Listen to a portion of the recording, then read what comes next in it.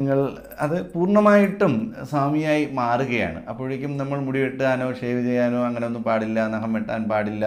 ഭഗവാനെ മനസ്സിൽ വിചാരിച്ചുകൊണ്ട് 2 നേരം കുളിക്കുക, ശരണം വിളിക്കുക, 2 നേരം അമ്പലത്തിൽ പോയി തൊഴുത് പ്രാർത്ഥിക്കുക, പകൽ ഉറങ്ങാൻ പാടില്ല. കൂടാതെ തറയിൽ പാവിരിച്ചാണ് കിടക്കാനുള്ളത്. ഇന്ന് പലർക്കും അതിന് സാധിക്കുന്നില്ല. പണ്ട് പറയുന്നത് ചാണകം മുഴുകിയ തറയിൽ പുൽപ്പാ വിരിച്ച് വേണം കിടന്നുറങ്ങാനെന്ന്. ഇന്നിപ്പോൾ അങ്ങനത്തെ ഒരു അവസ്ഥയൊന്നുമില്ല. എങ്കിലും പകൽ ഉറങ്ങാതൊക്കെ ഇരിക്കുന്നത് വളരെ നല്ലതായിരിക്കും. വ്രതമെടുക്കുന്ന സമയത്ത് തലമുടി വെട്ടുകയോ ഷേവ് ചെയ്യാനോ അങ്ങനെയൊന്നും ചെയ്യാൻ പാടുള്ളതല്ല. നഖം വെട്ടാൻ പാടില്ല.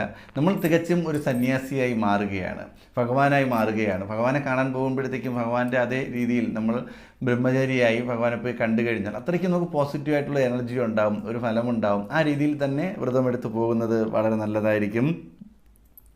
12-ാമതായിട്ടുള്ള കാര്യം, വ്രതമെടുക്കുന്ന സമയത്ത് നുണ പറയുകയോ അല്ലെങ്കിൽ കള്ളം പറയുകയോ പരദൂഷണം പറയുകയോ